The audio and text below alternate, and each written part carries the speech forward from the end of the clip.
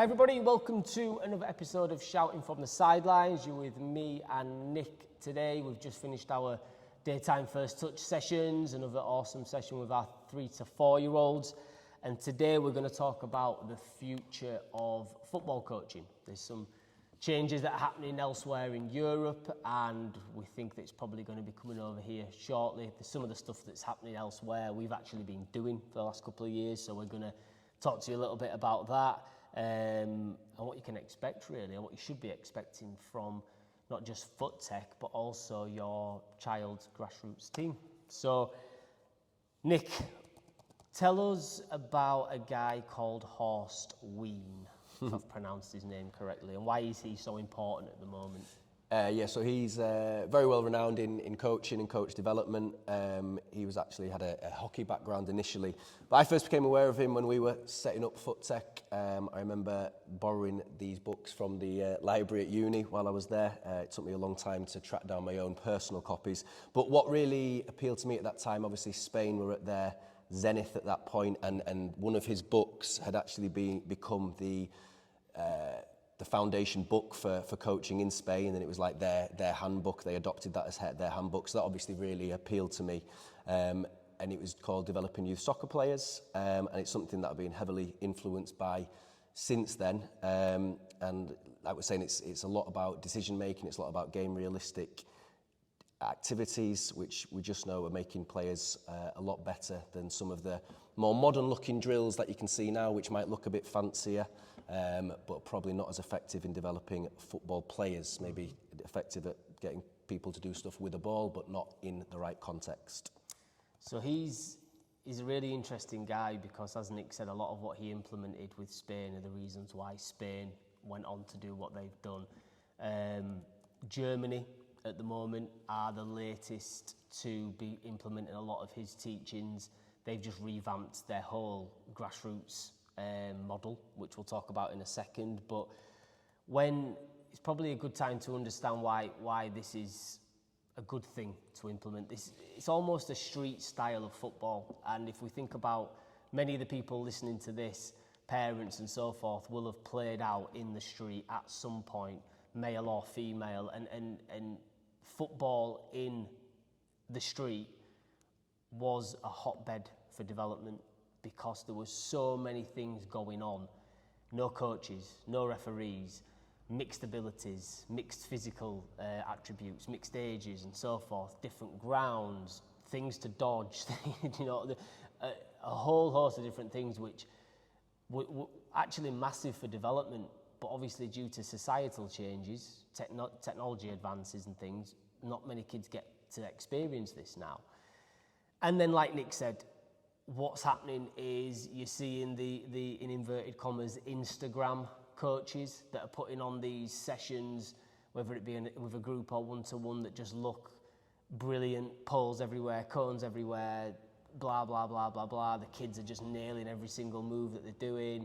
There's kids doing rainbow flicks, other people, whatever, all looks fantastic, but it's not in context to the game. And this is the issue. And this is the issue that I think a lot of people are finding at the moment in coaching circles is we can set kids up to do a drill in lines and get it looking pretty for parents, but really put those kids into that game and it falls apart. Mm-hmm.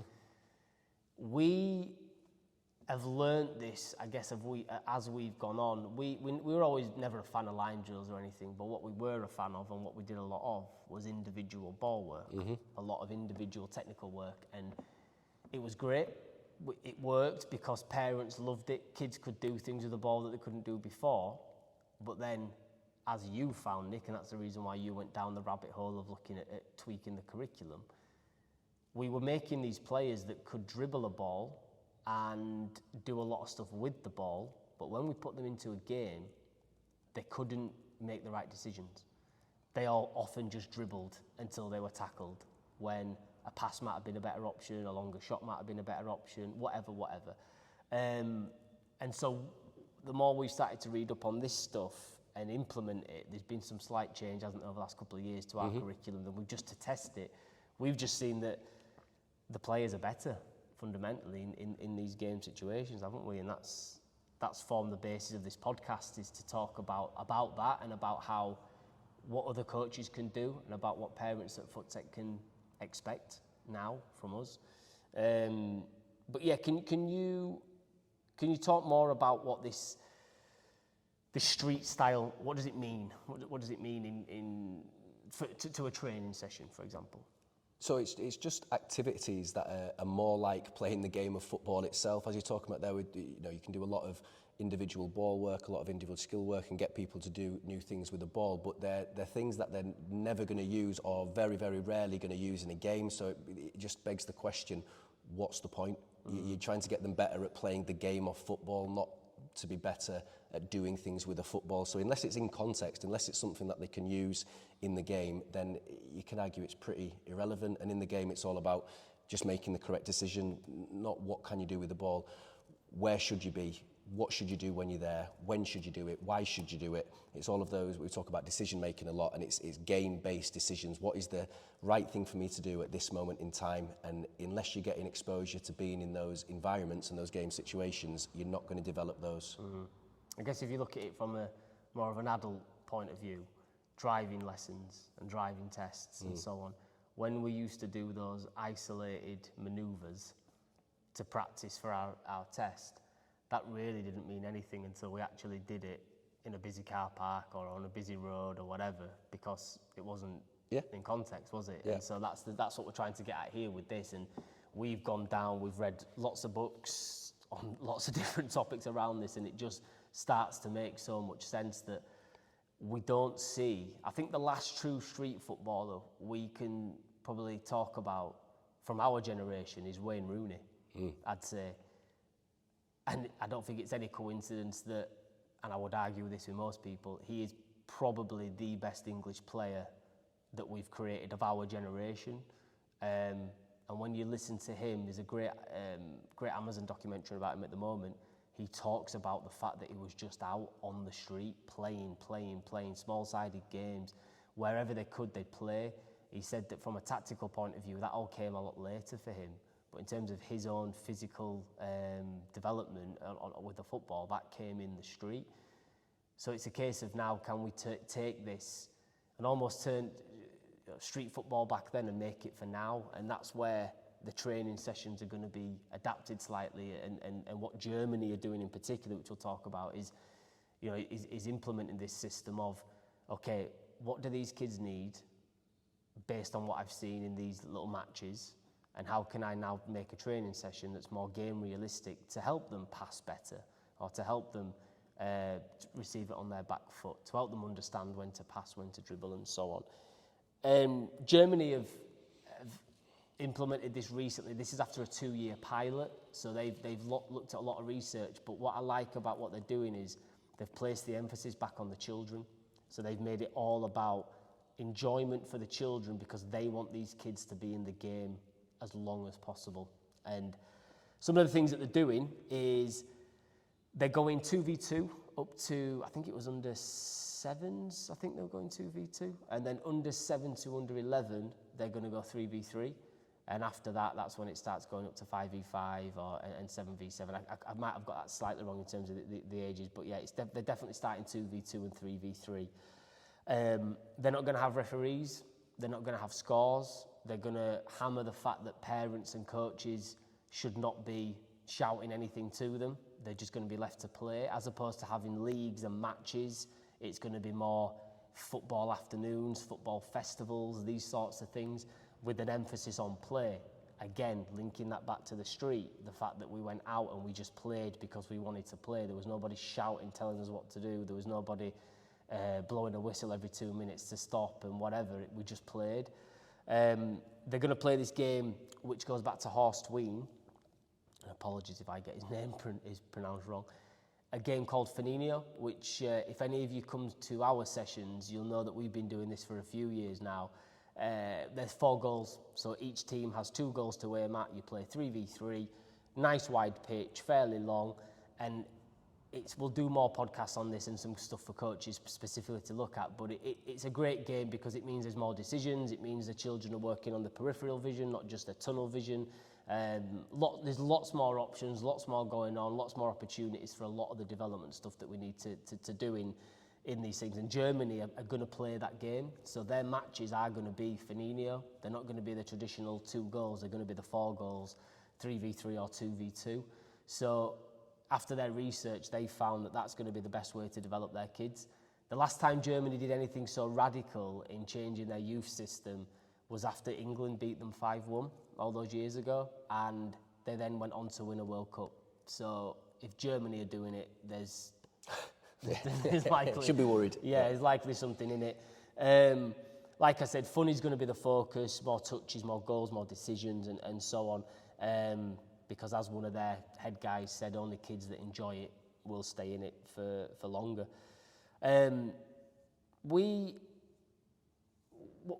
What we wanted to sort of talk about as well, and it's a question I'm going to ask you now, Nick, is what do you think that means? What should it mean for coaches now?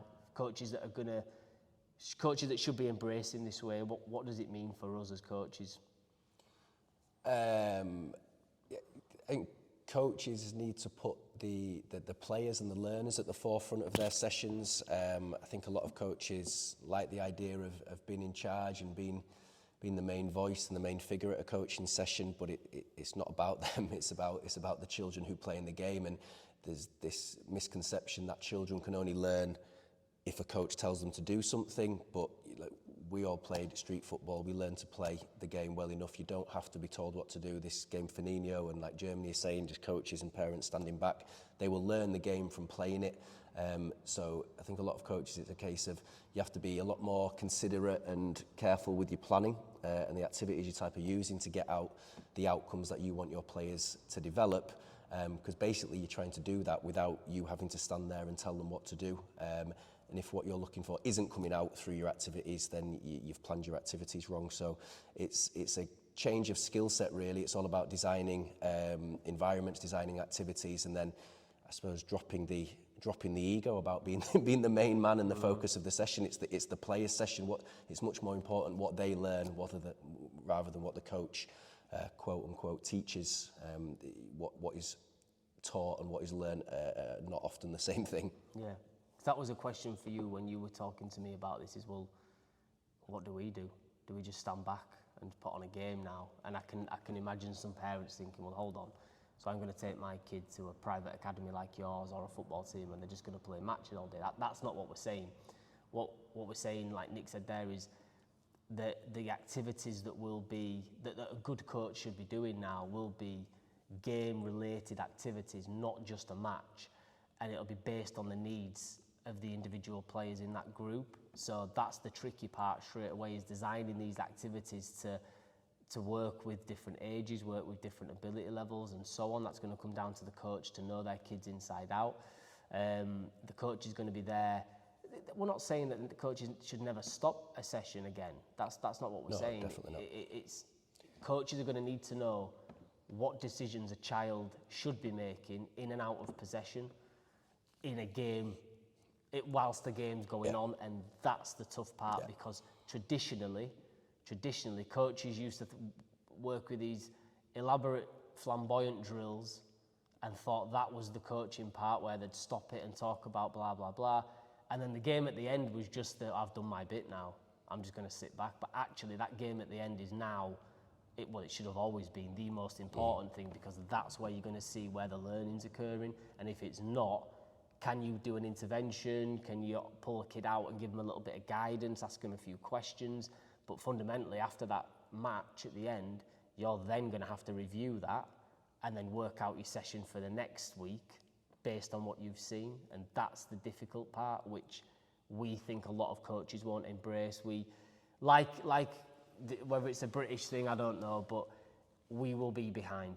There's no doubt. But we're creating better players now, obviously, with the national team doing better. But there are coaches out there that will implement things like this, but there are coaches that will continue to do it because that's how they've always done it. And I think for parents now, if your child is at a grassroots team and you're seeing line drills, you're seeing it stopped every 2 seconds, you're well within your rights to question that in the right way, in my opinion. I think we know that some of these are volunteers and whatever else, fine, but those coaches that have the ego and are in it for quote unquote the wrong reasons, they're the ones that you need to be questioning now to say, what, you know, is there not a better way of doing this?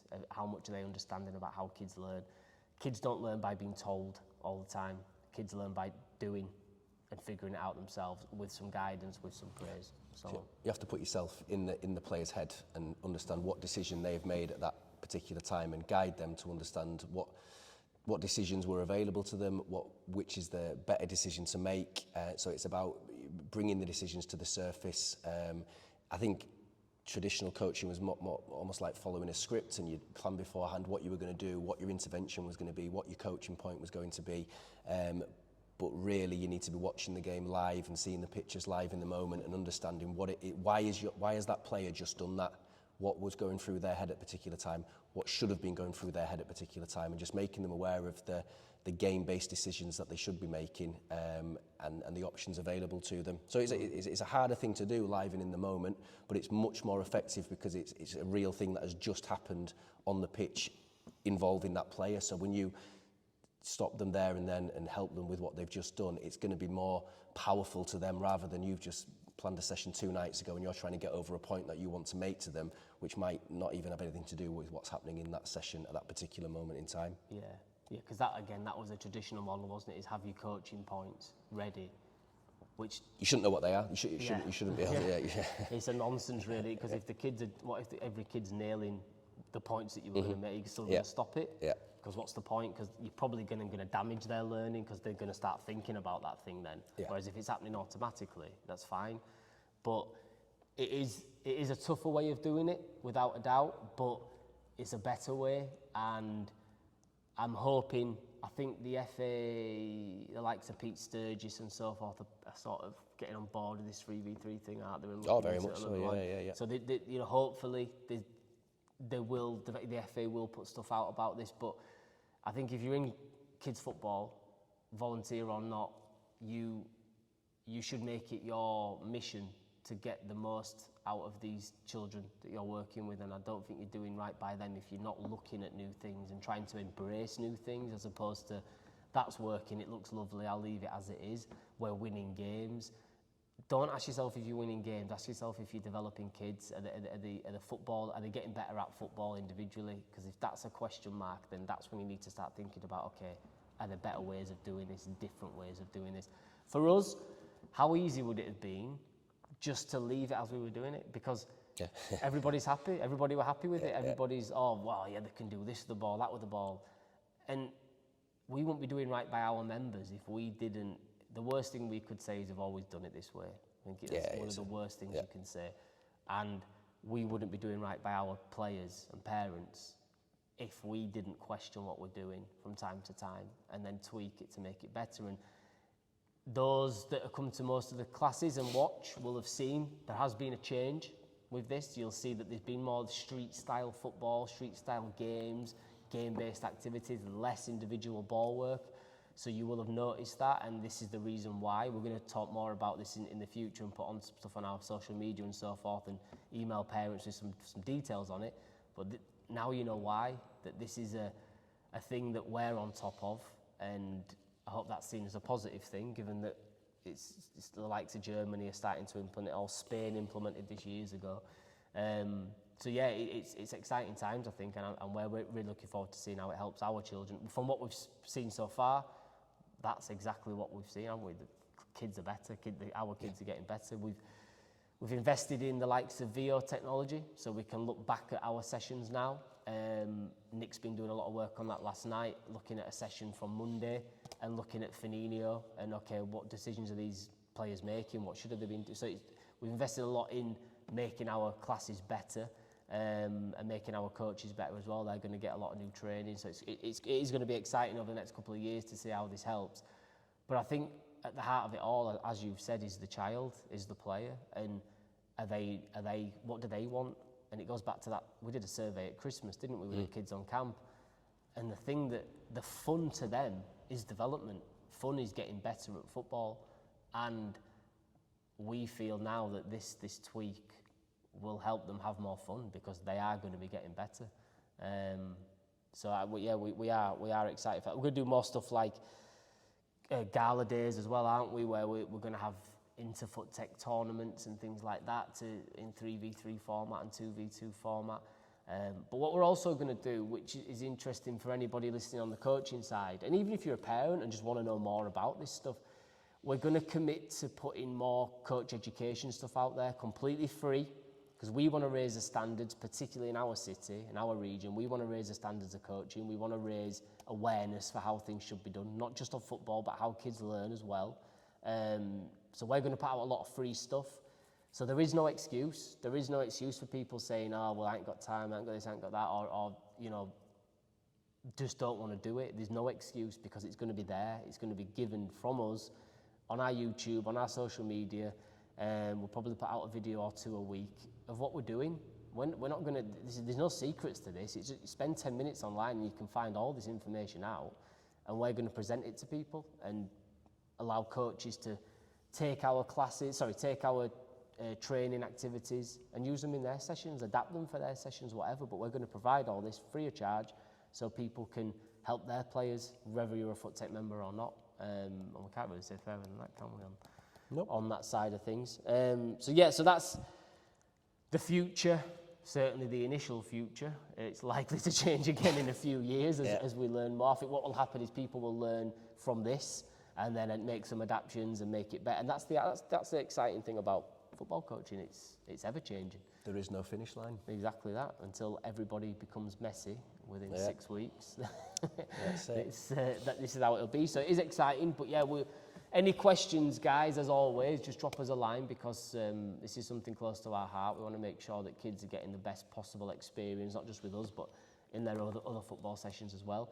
It is an interesting time. I think we will. I think the kids are going to love it, and I think we're going to see a lot of talent developed, fundamentally, but a lot of fun. A lot of kids staying in football for the right reasons, fundamentally. Hope you've enjoyed listening to that, everybody. Nick, anything else to add? No, mate, no. You covered it, yeah. Exciting times ahead. Good. And thank you, everybody, for listening, and we'll speak to you again soon.